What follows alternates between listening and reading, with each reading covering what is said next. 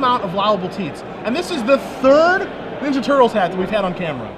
No, the Angry Birds. No, that's a Ninja Turtle. It isn't? Okay, that Ninja was Turtles. That was a Ninja Turtle. Sure, and we can see another Ninja Turtles right there. Yeah, Peter Ingram with Raphael back there, and then Max with Leonardo. Yeah, so here's an interesting thing. Last round, Chris, who did he get paired up against? Owen. Owen's a lock. Owen says, hey, you could either play against me or play against somebody else. Okay. So they decided to draw. Max Tietze, on the other hand, is actually 8-1. So that should be updated. I believe, I'm 99% sure Chris is 7-1-1. If I'm correct, you can double check with that. Okay. But that's what happened. So Chris could have played Owen, but instead Owen's like, you know, just play somebody else not as good as me. But who did he run into? Yeah, two-time champion, Max Tietze. Max Tietze. Yeah, so no easy round for Chris this time. So we'll see what happens.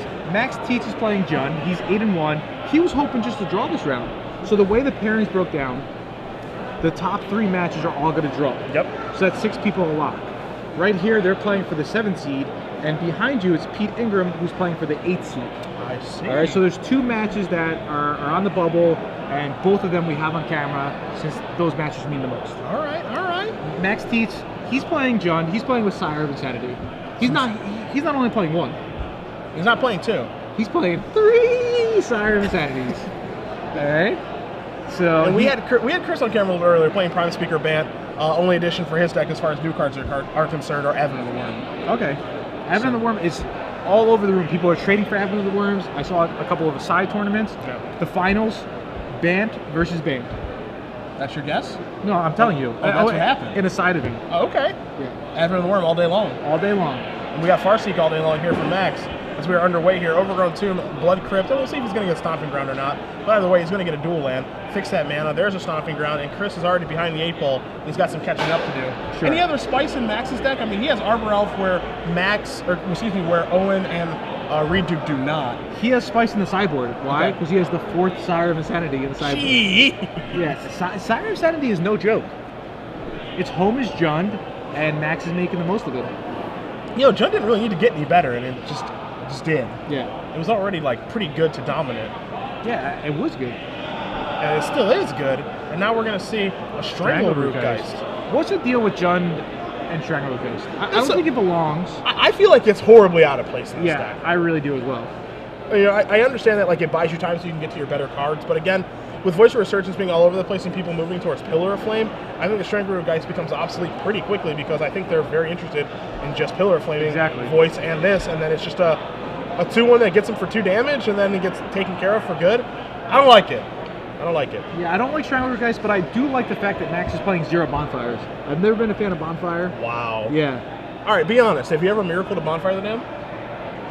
Tell the truth. Yeah, I did, but it didn't matter. like that? You didn't like that? I mean, I think my opponent was at like 4, and I could have just hardcasted it. I had like 11 lands. Wow. So you have to embrace Bonfire the Dam. That's what you haven't done yet. And once you start miracling it on a consistent basis, there's no other feeling like it, Gerard. All right. Trust me.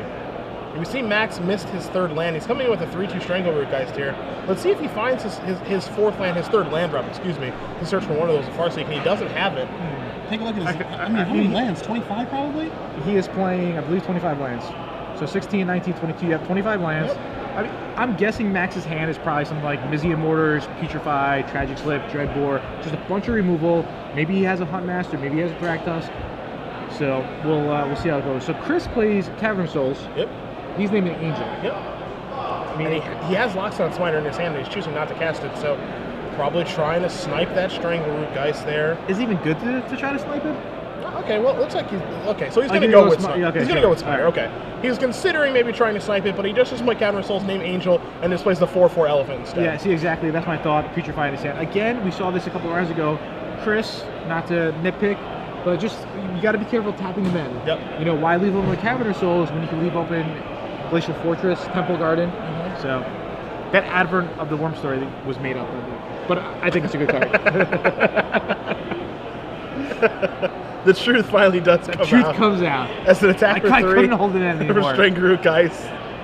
Gonna knock Chris down a little lower here. Max does finally draw that 4th land. Hunt Master. Takes 2, gains 2 from Hunt Master of the Fells, so negates the Stomping Grounds, puts a Wolf token into play, but most importantly, adds to his board. Now, I have a question, all right? So, because Chris played Lockstone Smiter last turn, do you think Max now thinks... There's a good chance Chris doesn't have a Supreme Verdict in his hand. Because why would he play a Smiter or no? I mean, it turns out Chris does have a verdict in his hand. Sure. But do you think that's maybe Max's thinking? Because that's something that I would maybe think. Is, you know, maybe he's just on the I need my creatures to block plan, so he doesn't have a verdict. Exactly. But now you're going to see verdict clean things up, as that second Cavalry Souls does name Beast. Sure. So maybe it was a little bit of inducing there. Maybe. Potentially. We could be thinking way in advance than what these guys are thinking right now. Yeah. So I mean, if I was Max, I would most likely run out my Huntmaster, hit my 4th land drop. His hand is probably stacked with good cards. So I think he has a follow-up Huntmaster. I mean, we know he has. I already saw Siren Insanity in his hand as well, so he certainly has some good cards here. We'll see if he's able to unload them in a timely manner, which means he needs to draw the lands to do so. And that's what you have to do. When you're playing with Siren Insanity, you have to just drop your hand as quick as possible so you get maximum value. Yep. I believe we saw, I think it was a 5 for 0. Yeah. One of the Siren Insanities we saw? Yep, earlier today. We saw a blue-white-red flash player stare at his Searing Spear and then discard it. Yes. Yes. There's an Olivia. Yeah, so Olivia Valderan's in the house, a card that the banned decks do have some trouble with. You know, what people have been doing is playing a lot of Detention Spheres. Sperling and Reitzel had 4 copies of those in their deck. You see 2 copies here for Chris, and he does have 2 copies of Celestia Charm once Olivia does become a 5 power guy, but there's already 1 of those Celestia Charms in the graveyard. Yes. You see Chris draw a Gavany Township. Now, I know a lot of players will tend to play around Azorius Charm, especially if they stole a couple of guys with Olivia. But say you haven't stole many guys, do you think you try to keep Olivia below a 5 to play around Celestia Charm? I think if you can actually do it, then you do. Okay. I think if it's possible, it's hard to do to keep it below a 5, but if you can, I think you do. Sure. All right, so I think Max drew a 5th land here, which is really important for him. He really wants to be able to hit Thragtusks. You know, Max is playing an interesting build. He is playing 0 Garrett. I'm sorry, not Garrett Prime Holder, 0 Lilianas. We saw that Reed and Owen went out to 1 Liliana, but for a while Liliana was one of the best cards in Jund. Yep. Yeah. And now Liliana's out of the picture. Hey, that could be the Voice of Resurgence effect. Sacrifice a guy, might as well just sacrifice this one. I don't mind. Yeah, maybe that's the case. I'm a huge fan of Liliana. I know Liliana, you know, went up in price like $60 because it was so everybody was playing it. It's a very good card. It is a very good card. Maybe not now in the format. As we're going to see a Thragtusk here. Max going to gain 5 life, starting to get a little bit ahead here. Took a little while, but finally hit those land drops, and now things are getting underway here for Tietze. Yeah, and he's 1 land away from Siren Insanity, and you can see Chris is having, I would say, a little bit of difficulty emptying his hand. You see that Revelation, you see Advent of the Worm, Restoration Angel, and a Farseek. So, I mean, he can't play Farseek here and then just pass the turn back. Restoration Angel threaten that. Yeah, I mean, I think that's probably what he's going to do. Yep. So, and just thinking about it, the best answer to Prime Speaker is Sire of Insanity. Yeah. Prime Speaker draw 5, my hand is stacked. Sire of Insanity of nothing, you're tapped out because you just cast Prime Speaker. Yeah. So Prime Speaker costs 6 mana. It's not like you're going to be able to play Prime Speaker and then play like 2 or 3 more spells. Exactly, too. Yeah. That's just not going to happen with how these decks are constructed. All right, so let's see if Chris's decision to draw with Owen is good here, you know? Yeah. You know, what ended up happening in the Owen match, because I didn't know that Chris was the player that he played against, is, you know, Owen offered the draw, Chris declined it. Okay. Owen won the first game, and Owen said, you know, the draw's still on the table if you want to take it, but once we start playing, it's not going to be there again. And Chris said, all right, I'll take it. Yeah. That's something pretty common that happens. So Chris is going to pass the turn back, so it feels like to me that he wants to try to resolve a Sphinx's Revelation for 3. It's not going to work out, though. Well, no, I take that back. I mean, he only has 1 blue mana, so he can't Revelate here because it's blue-blue-white. Yes, okay, so it's just going to be a Restoration Angel or a Gavany Township activation, and we'll see what Max can do, as he does have 6 lands now. I was so busy looking at you, Cedric. Well, it's hard not to. I got this sweet new cut. You did. I understand. I think Tietze is probably going to swing on with both here. He doesn't really care about a Restoration Angel that much.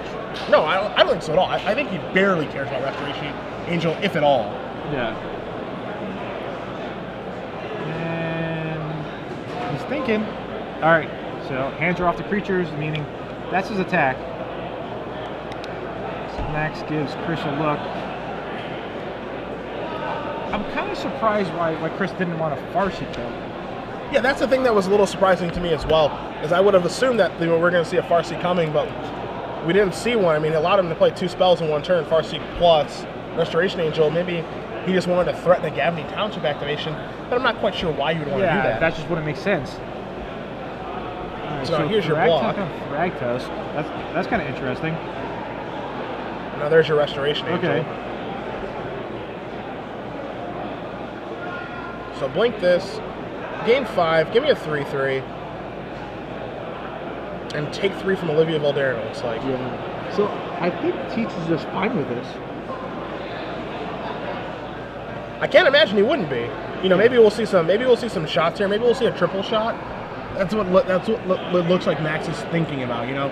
Restoration Angel comes in, it targets the Thragtusk, and now Tietze is thinking, maybe I just triple shoot this Thragtusk, make my Olivia into a 6/6. You don't get your value off your Restoration Angel, my Olivia can take it home.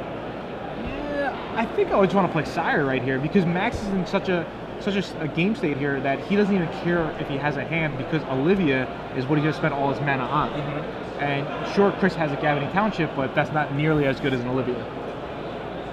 So I think Max is going to say that's fine, and I'm going to play a Sire, but I could be wrong here. He's definitely thinking about it.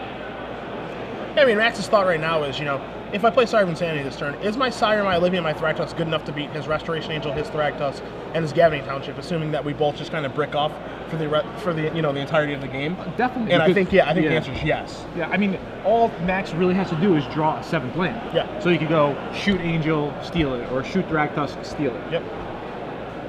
And you saw Tietze think long and hard about that before letting it resolve.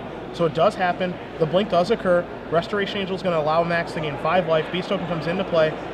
Takes 3 damage from the Olivia. And now, yep, 6 mana, Sire of Insanity. All right, I love this play by Max. And I think Chris is going to be thinking, yeah, I probably should have just played that Farseek, just have an extra land. So it could definitely be relevant here. Just with how his lands line up, too, because 2 of those lands are Chasm of Souls. Yeah.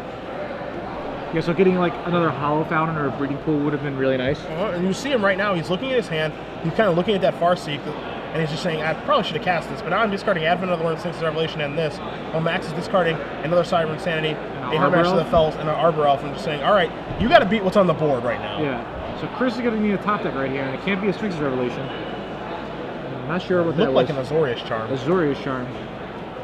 Well, Azorius Charm's a start, but as we talked about it earlier, maybe Max might just steal a Thragtusk and not even bother attacking with Olivia. Play it safe.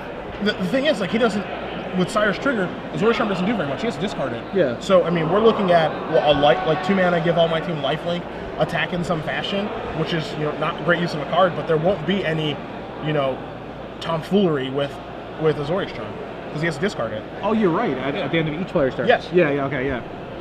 That's definitely true. Yeah, so it's... Yeah, what can he do? He can cycle. Yeah, I mean, he can cycle it and hope to hit perfect, which like a Restoration Angel in this situation, or he just gives his team lifelink and attacks with, you know, maybe a Thragtusk and the Restoration Angel in the air, gets himself 5, 6, 7, 8 life, and, you know, kind of moves on with life. But he has to make the decision of, do I want to cast this Azorius Charm, or do I want to threaten a Gavney Township activation? Yeah. That's the question he has to ask himself. Right, what can he draw? You know, he could draw another Angel. That would be really nice. Yeah, I mean, I think Restoration Angel is his best draw. He does have, you know, more locks on Smiters that he can... No, I can't cast those. Can you just discard the Smiter and put it into play? Off the... No, it's only on opponent's effect. But the Sire... Oh, but it's a Sire. I think so, right? At the beginning of each end step, each player discards his or her hand. Let's bring Lockstone and Smiter up on the screen. Yeah. Get the wording on that. Yeah, I believe so, because it says if a cause allows you to discard this. So... If a spell or an ability the opponent controls. Yeah, so yeah. Okay. And it will go to the graveyard, so it's coming to play. And so he's going to go with a Township activation to make his guys a little bigger. And, you know, this is good here because it allows him to... It would have allowed him to attack with his Beast Token, too. I'm a little bit surprised he didn't get in there with that. But I think maybe he's feeling that, you know, I'm not comfortable getting in with, like, a lot of different creatures right now. I think Chris had to recycle there. It's just... It's looking really bad for him. And why would you want to pump guys that Max is just going to steal from you? I mean, all Max wants to do right now is draw a land. And the one thing this does do, Gerard, is it does put all of his creatures out of, like, Olivia triple shoot range. I mean, but that's not good.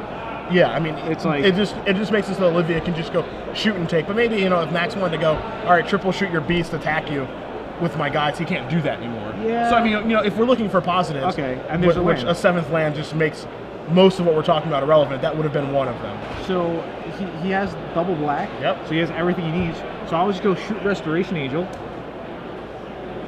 steal a Restoration Angel, and bash him with my Thragtusk and Olivia. Why not, right? Maybe even bash him with Sire. Yeah. You know, you have Wolf Run also, so... Yeah. The world is his oyster right now. Yeah. Maybe don't bash him with Thragtusk?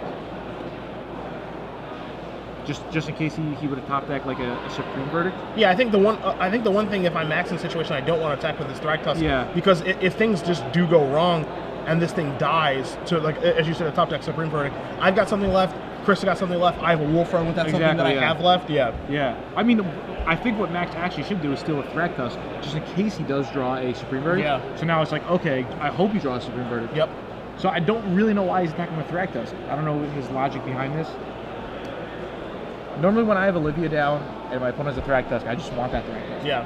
You know, the only reason why I take the Restoration Angel here is to just kind of get in for some more damage, since the Thragtusk can't block this turn because it's tapped, and the Restoration Angel could. Yeah. But you definitely see what I'm saying here. Take the Thragtusk, play safe. Yeah, I mean, it just gives you protection against the one thing that would probably beat you in this situation, which is like Supreme Verdict into something awesome, into something awesome. Yeah. You just want to close that window. And so you're going to see Okay, so you're Tietze. doing an upkeep? Yeah, so he's gonna shoot this, and now he's gonna take this. Okay, Thragtusk. yeah, all right. So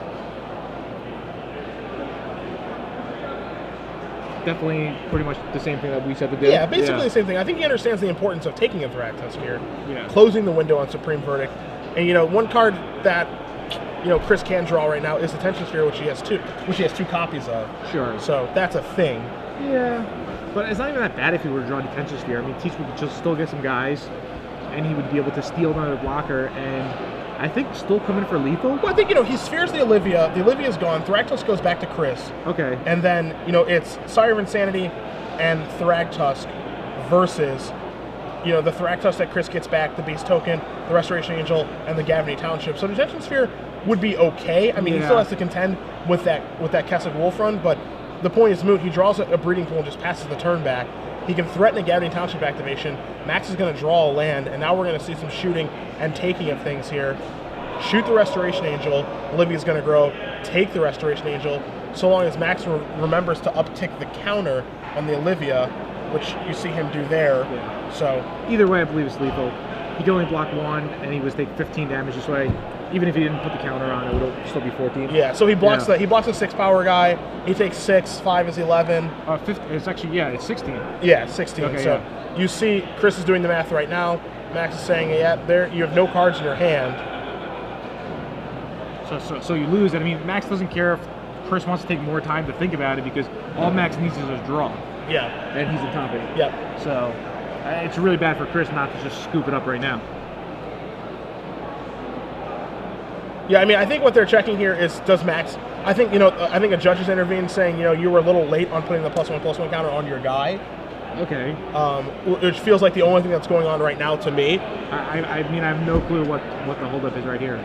Yeah, we just got that in from the desk. That's what's going on. Okay, that's what's going on. Yeah, okay, there's an appeal on the game rule violation because Max was late to putting the +1/+1 counter on the Olivia. He did it during the attack snap. He had missed his opportunity to do that. So you saw him put it on there when he was turning all of his guys sideways, and Chris had questioned that. At the end of the day, Chris is still dead, so it's not going to matter. Well, but I mean, he can still steal the Restoration Angel, right? No. He's still going to get the Angel. That's going to happen. Okay. +1/+1 counter there. He takes the guy. I think those are both okay. He just forgot to actually tick it up to a 5/5. Sure. I mean, if that's the case, I would just scoop if I was Chris, just to save time. And I'm sure they'll get an extension here, but yeah. So looks like Max Tietze is going to take game 1. Yeah, I mean, that's what it looks like after the dust settles here and all is said and done. But we're going to cut back to us in just a moment, as they get this taken care of here. So good to see you guys yet again. We'll take a look at the sideboards here really quickly, as both players will be moving that direction in just a second. Sure. We see Chris's sideboard. He has 2 Dissipates, 2 Negates, 2 Supreme Verdicts, 2 Rest in Peace, 3 Centaur Healers, a Celestia Charm, 2 Angel Serendities, and a Tormod's Crypt. I think most importantly here for him, Angel Serenity, a great way to grind out the Jund deck. Definitely. Definitely, like, your trump card in the Jund deck. We've seen Junk Reanimator have a ton of success resolving that against them. I think the the same things hold true here. The additional Celestia charm looks pretty nice against Sire of Insanity. There's a way to get rid of it after Max cast it. Yeah. So that's 6 power. Also can take care of Olivia. Yeah, as long as he has mana open, and takes care of Olivia as well. So that's something that can probably come in. I don't know how much you like counter matching against these decks. Yeah, it's not the best, depending on what it is. Yeah, I mean, there's 2 copies of Dissipate. I don't like Negate at all. Definitely not Negate against Max's build. He has like Strangleroot Ice, and he has 4 Arbor Elves. He's playing a different version of Junk. Yeah. So I don't really love those. And then you take a look here, and again, the rest in pieces, which aren't great. Centaur Healer, meh. Torm Rescue, meh. You know, so I think that those are the cards are going to come in for Chris. Celestia Charm, Angel Serenity are the ones that really, really shine. Yeah, and potentially Dissipate. So, yeah. All right, so for Max, I think he's going to bring in the 4th copy of Sire of Insanity. Okay. And along with that, he's going to bring in Cavern of Souls. Okay. The additional Strangleroot Geists, probably not. They're not really too impressive. Okay. I mean, they're nice against Supreme Verdict. Sure. So maybe, but a Locksmith Smiter will stop it. A Thragtusk will stop it. There's so many. Restoration Angel. Yeah. There's so many cards that just stop Strangleroot Guys cold in his tracks. Don't love in this matchup at all. Yeah, the 4 Pillar of Flames, definitely not. And probably the 3 Duress. Sure. Yeah. So, and his last sideboard slot is 4 Ground Seals. So we cut back to the match. No game rules violation there for Max. Okay. It is cleared up. And you do see Chris has conceded the game. So Max Tietze, again, going to be up a game here with no game rules violation underneath. And we're moving along to game 2 and that sideboard that we have been dissecting for you guys. So I mean, Duress is okay, right? No, Duress is definitely good. He's got the Detention Sphere, he's got Supreme Verdict. He has to stop Sphinx Revelation just in case the game gets to that point, right? Sure. Just in case, you know, it's turn 5, and next turn Chris is going to be able to play a 6th land. He doesn't want even a Sphinx for 3. He wants the Duress, take away a Selesnya Charm. He wants the Duress, take away a Farseer. You know, so I think he definitely wants the 3 Duress. He wants the 1 Cavern and 1 Sire. So he's only going to bring in 5 cards. Okay. What 5 do you think he's bringing out? He's probably going to bring out the 2 Tragic Slips. Okay. I don't think Tragic Slip is ideal here. I think there's some assembly required there. Yeah, I mean, it's nice to take out one of the big guys, but, you know, things have to trade. So I would probably cut the 2 Tragic Slips. I'm not sure what else. And Strangleroot Geist seems easy to cut too. Yeah, sure. Yeah. So that's 4. And then 1 more. I mean, maybe Mizium Mortars. Yeah, I mean, maybe you cut a Mortars. Maybe you cut an Arbor Elf where you know your opponent's deck does have Supreme Verdict. Oh, yeah, I like that. I mean, we know that Chris only has 2, but he does have 2 more in his sideboard. Okay. You know, you don't know if he's going to board up to the full 4. Yeah. But maybe you want to hedge a little bit by boarding out one of those. Yeah, I really like that. Definitely take out the Arbor Elves. It's kind of tough, like, because you can certainly make a case for sideboarding one of those out, but on the flip side, you can also argue, like, he had a little bit of mana trouble that game. He wants to accelerate into Sire of Insanity as fast as he can. So by cutting Arbor Elf, it's kind of counterintuitive to your plan of play Sire of Insanity as quickly as I can. Yeah, but I think after board, in most matchups, the games go longer and they become more grindy because you have specific cards geared towards beating your opponent's deck. And Arbor Elf doesn't really help to meet that goal. Okay. All it's really going to do is, yeah, it's maybe going to ramp you, but more likely or not, it's you're going to walk into a Supreme Verdict, and you're going to lose another card with Supreme Verdict. Sure. Because if Max plays a Huntmaster, there's a decent chance that Chris is going to have to Supreme Verdict that away. Sure. So if Max were to play an Arbor Elf and then a Huntmaster, it's just a free roll for 1 card for Chris. Yeah. Good point. Good point. Yeah. So I definitely like the idea of taking out Arbor Elf. I might even take 2 Arbor Elves out. You definitely want the rest. I mean, what do you think about Ground Seal? So what's Ground Seal have to do here? Snapcaster, Angel Serenity.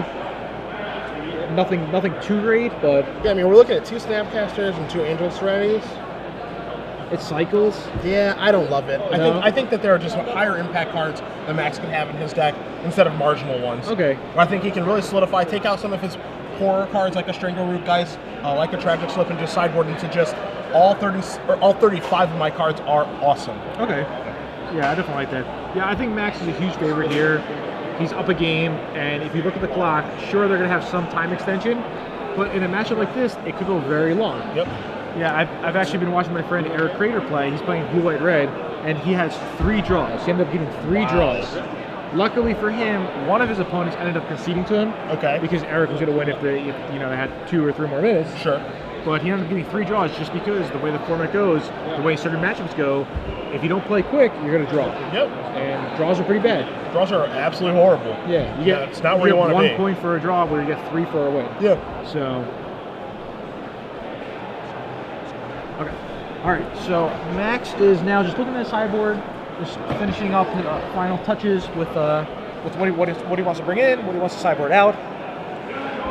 So we'll see what You happens. see Peter Ingram there in the Raphael hat. He was the loser in his match. So Pete Ingram lost? He lost to Chris Van Meter. Playing for top 8. Playing for top 8. Both Wow. of those players were, I believe, X1 and 1 coming into this They were. round. And Chris Van Meter did win, so things do break Chris's way.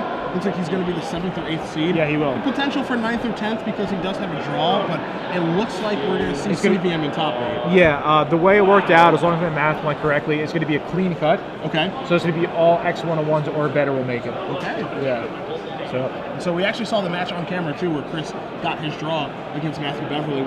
Probably for my money, the best match that we covered. Oh, this weekend. definitely the best match. Definitely the best game. Oh, yeah, because that's all I saw. We only saw game 3. Yeah. Yeah, maybe something better happened in game 1 and game 2 and we missed it. Yeah. I can only imagine, right? So that one was a lot of fun, but the draw doesn't end up hurting CVM at all. And it looks like he's going to be playing under the lights tonight. Yep. All right, so this is shaping up to be a pretty good top 8. You know, if Max Tietze makes it, 2-time champion, former player of the year, Owen. Yep. Chris Van Meter, Yep. He's been writing about junk. He made a versus video about junk. He loves junk. Him and Brian Bronwyn, they absolutely love junk. Yeah. So definitely a nice tournament when the X101s get in. Sometimes it's unfortunate, you know, you go X101, 8-101, you miss out. Sometimes you get 9th. Yeah, sometimes you get 9. It happens. It happened to Cedric. Yeah, it happens. Yeah. What can you do? Sometimes the things just don't break your way. But truth be told, and I told him this when I was there, when I got the draw against Joe, Yes. in round 4 or 5, maybe in a feature match, I can't remember. I was really happy that it wasn't like me get 10th, him get 9th. You know, I was really happy that one of us was able to make top 8. And you know, Joe is. If you guys have ever seen Joe Lissette play, I mean, he's an awesome Magic player. He plays Miracles probably better than me, and definitely anyone on the West Coast, maybe in the country. And to see him make top 8 again, especially the match he had to win to make top 8. Which I talked to AJ about. He's going to break that down on AJ TV for his next episode awesome. in a week or 2. It was absolutely incredible. So I was really happy that Joe went through all that work to win that game. And it's like, oh, by the way, Joe, you got 8th, not 9th. So yeah, job well done. You earned it. You're in the top 8. So. Yeah, I know his last name is Percett, Lossett, Joe Lossett. Yeah. But Ben Lundquist wanted to make a meme where it was Joe with a frowny and it says Joe Lossett. And then it's like him holding up the trophy and Joe won it. Yeah. We can get that done. Yeah, we probably can get could. that done. All right, so there's a temple garden and then a woodland cemetery. And I want you to prepare yourself because your Twitter's going to go off in a minute. Yeah. Because it's a meme, not a meme. Oh, And a million meme? people are going to Meme? correct you. Okay. I just want you to know that. What did I say, Mimi? You said meme. I think a Mimi is a girl's name, like Mimi. M-I-M-I. You're about to get absolutely blown up on Twitter. Yeah, all right. You brought this on yourself. I did. Yeah. I did. All right, so there's a Farsi from Chris. And this is the type of draw that Chris really wants. He wants to be on the play, obviously. Yep. He wants to turn to Farsi, obviously. Yeah. And He wants to hope that Max doesn't have Farsi. Obviously. Yeah, just no Farsi. Yeah. Just, I want to have 4 lands in play when you only have 2. Yeah. Farsi is so important in these matchups. Ooh. There's a Rootbound Crag and looks like an Arbor. Arbor. Okay. So Yeah, it's like a mini Farsi. Not really. I He mean, doesn't have a force yet. yeah, look at the board. It's like Arbor Elf. I don't know about Arbor Elf. Yeah, I love the ambition, but Big there's elephant. Smiter and Breeding Pool. Yeah, Smiter's an interesting card. It's so good, but the only deck it goes in that's really aggressive is a Naya deck. I feel like you should go more decks. It's funny because, like, with Magic cards nowadays, like, if you would have printed Lockdown Spider 4 years ago or whatever, everyone would be like, what are you doing? Yeah. You can't just print this. You ruined Magic. Yeah, you can't just go around just printing a 3-mana 4/4 that has no drawback. Actual no drawback whatsoever. As you see, Max is going to resolve a Farseek here, get a Stomping Ground, help facilitate that Arbor Elf. But now it's just like, I got Lockdown Spider, played on turn 3, whatever. Yeah, not a big deal. Yeah. Devour Flesh. Yeah, Okay, yeah. go. Kill it, go. Yeah. All right, there's Woodland Cemetery, and Max is going to pass the turn. So next turn, you know what he's threatening? Sorry, Insanity. Sorry of Sanity. Yeah. And I mean, Chris knows this. What can Chris do? Does he have the Selesnya charm?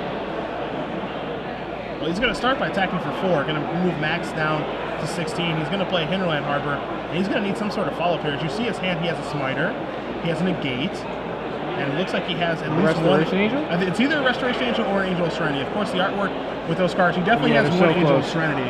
It might be 1-on-1. Yeah. Max draws a card. I think he does have Siren Sanity in hand. I mean, is it good here? That's the thing. It's not great. I mean, it's a 6/4. It trades with a smiter. And then the board's going to be Arbor Elf versus another smiter. Yeah, and you don't love that. We'll see what happens.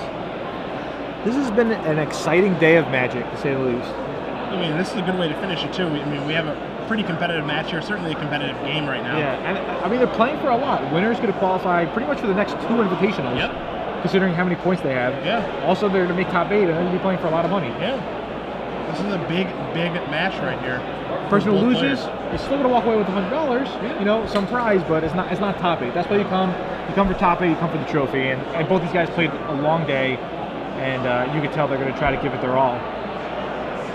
Just look at Tietze. You know, he's thinking, he's untapping his lands, wants to make sure everything's okay. Yeah. Oh, Thragtusk. There's a Thragtusk. Yeah. I think he was untapping his land because of the Arbor Elf. Yeah.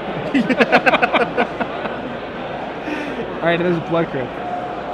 Thragtusk definitely going to put a thorn in Chris's side.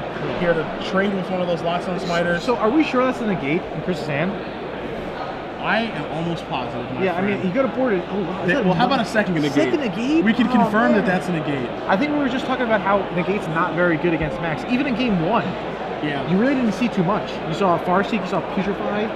Was there anything else? I'm pretty sure that was it. I mean, not really. I mean, you could assume that Max does have spells that are worth countering, of course, because the Jund deck does have plenty of them, but at the same time, the things that you lose to from Jund aren't the spells, they're the creatures. Yeah, he lost the Sire and the Sanity, basically. He lost to Olivia. Yeah. If you're going to bring in 2 negates, why not just bring in the 2 dissipates? Yeah. You're on the play, they're only 1 more mana, not a big deal. Ooh, there's a Kessel Wolf yeah. Wolfrun's such a good card, especially in the Jund deck. I feel the Jund deck, not to take anything away from the deck builders of Jund, it almost builds itself. Yep. It's like, oh, Siren Sanity, sure. Wolfrun, sure. Olivia, okay. Huntmaster. Farseek, yep, I got a deck. A plethora of removal spells. Since here comes Arbor Elf, and here comes the Beast token. Looks like Chris gives the okay. Yeah, give like a head nod, like, sure, you know, you got any pumps? What's going on? This is another Thragtusk? Looks like another Thragtusk. Wow. Oh, boy. So good here. Imagine if those are dissipates. Yeah, if those are dissipates, this game would be a totally different game. Yeah. You know, if you're going to have negate in your sideboard, you're only really wanted in against either blue, white, red, flash, but you know they're going to have a lot of stuff. You know they're going to have Sphinx of Revelation, important cards, or Esper Control. Yep. Those are pretty much the only 2 decks where negate really shines. You know, of course, some fringe decks like the Turbo Fog deck or whatnot, but not really against a mid-range aggro Jund deck. So now Chris draws a Farseek to go along with those 2 negates and the Angel of Serenity. Yeah. And I mean, yeah, he can resolve a Farseek, which looks like he's going to do to get closer to the Angel, but again, we might be moving into insane territory here. Exactly. And you know what? If this game goes to a game 3, if this match goes to a game 3, which I don't think it will, the way the board states right now, I'm pretty sure Chris is going to side out those negates. Yeah. Yeah, he's just, you know what? Negates aren't really too good. I'm going to take him out for something else. I mean, that's the thing where you have to think to yourself how the game went, right? Like, you played the game, you drew your sideboarded card, your sideboarded card did nothing. Yeah. You know, you just have to think about that. Like when you draw your sideboarded cards have to have such an impact that, like, when you're sideboarding in because you want to draw them. Yeah, people mulligan to their sideboard cards. Yeah. You know? And if I draw my sideboarded cards and they have no effect in the matchup I sideboarded them in against, either I shouldn't be sideboarding them in this matchup, or I shouldn't have them in my deck, sideboard. period. Yeah. Or in my sideboard period. Or in my sideboard period, yeah. All right, so Max is doing a good job holding his hand up so high that we can't see what he has. We appreciate it. Yeah. We appreciate you, Max. Trust me. Oh, there's the rest. All right. All right, so he wants to make sure, like, the coast is clear. Chris, to the side your negate's going to come in handy right here. Yeah. You get the negated. Don't show him the hand. I felt like he was about to show him the hand. I mean, should you show him the hand? Or should I mean, the thought here, right, is, like, I have 2 negates. Yeah. So, like, I let the first one resolve because I have a backup negate for your spell. Yeah. The problem is that his quote-unquote spell is a creature. Yeah. And it's a really good one. In Sire Insanity? I mean, there's a chance it's like a Garrick, right? I guess Chris should just let it resolve. But I'm pretty sure it is going to be Sire Insanity. What do you counter it or no? No, I mean, if I'm in Chris's spot, I let it resolve because I have 2 negates. Yeah, okay. Why would I counter the discard spell because I have another counter spell? Yeah, I guess that's fair. I guess Max is probably just going to go for anything anyway because Chris is going to be tapped down to 1. Yeah. So, yeah, I was definitely mistaken there. But I do think it's a Sire. I'm almost positive it's a Sire Insanity. Yeah. You know, Max leads out there with duress, to make sure the coast is clear from dissipates or any other counter magic, sees that it's clear, has 6 mana with 5 lands in the Arbor Elf, and now he wants to determine how he wants to attack, because he's probably thinking to himself, I get a freebie by here with the old beast token, or if I have a land in my hand, I can play that land, activate Wolf Run for 3, and take care of Smiter, so it lets me get a freebie in with the Arbor Elf too. Yeah. And then I could, he's probably not going to block it, and I just get to absolutely ruin him with Siren Insanity, is what he's thinking. I feel like with all these Arbor Elves, I think Max maybe should have a couple of acidic slimes in his sideboard. Because acidic slime into Sire is pretty nice, because you get to slow them down, prevent them from casting a spell, and then Sire. And I mean, if you have Arbor Elves already to ram, it seems like it kind of goes hand in hand. I mean, his deck is capable of, as we're going to see Smiter jump in front of Thragtusk, his deck is capable of a lot of turn 3 5-drops, because he has 4 Arbor Elves and 4 Farseek. So he can go Arbor Elf and a Farseek into 5 mana spell on a pretty consistent basis. As there goes the Smiter, Beast Token comes into play, and we'll see if he's going to go with the Sire of Insanity, which I would be pretty surprised if he doesn't. I actually saw an Olivia in his hand. Okay. Olivia is really nice here too. All he has to do is dodge Chris drawing a land, but if his Sire's going to go for it, it's pretty hard to pass up the opportunity. It's okay to play Sire Insanity, and I mean that's probably game here. I mean, that's what Sire Insanity does. Yeah, and you see him taking a look at it. Yeah. You know what happened last game is going to happen again this game. Yeah, the only thing, again, I don't want to say confused with, Tietze didn't play around Supreme Verdict when he could have. Okay. Do you remember how just earlier in this turn, he attacked with Thragtusk? Yep. And he could have played around Supreme Verdict, because if Chris Supreme Verdict, which he would probably have to do to get Sire off the table, he would be left with a 3/3 Beast and a Wolf Run. So the question here now is, if Chris does draw a Supreme Verdict, or let's say he draws one in the next turn, what have you? Okay. Who's in the better top decking situation, as a Chris or is it Max? I think it's definitely Chris. Okay. Even though Max were to have a Wolf Run play, I still think it's Chris, just because of 6 Revelation. Sure. That card could just end the game, or push a top deck war way ahead. So now you see Chris draw his card and just play his breeding pool, because he would have had to discard it anyway. Yeah. Max draws his card. If it was a land, he would have played it for casting Wolf Run. But now he just says, all right, all aboard, let's go. So is attacking with Arbor Elf and leaving Arbor Elf back any difference because of Wolf Run? No difference. No difference. Okay. So you just might as well attack? Yeah, it's a point of damage if you attack with it, or if it's with the Wolf Run. Okay. It's all the same. But it gives Chris the opportunity to make a mistake by blocking Arbor Elf and Restoration Angel. Is it a mistake that's going to happen? Very unlikely, but it gives him the opportunity to make that mistake. Okay, I was going to say maybe it actually gives Chris more options, because now Chris could block the Arbor Elf. But that's what you want, right? Yeah, I guess. Because if that's blocking a 1-power guy, then it's letting a 3-power guy through. Yeah, and you might as well, if you're going to block anyway, you might as well just block like a 3/3 Beast. Yeah. With that. Yeah, okay. Perfect sense there. So this is going to get in front of Sire of Insanity. We see Wolf Run here. It's going to be for 3 no matter what it targets. Is that even like a good block there? So Sire, if it pumps for 3, we can just count the damage, which is just 3, 6, 7 from the Beast token, and then 3 from a Wolf Run. So that's going to be 10. So if Sire gets +3, it's going to be a 9 minus 4 is 5, 6, 7, 8, 9, 10, 11, that'll be 12. Okay. Is how much damage he would deal this turn. So, if he pumps up the jam on Sire of Insanity. So he has to block Sire. Otherwise he would die, right? Yeah. Okay.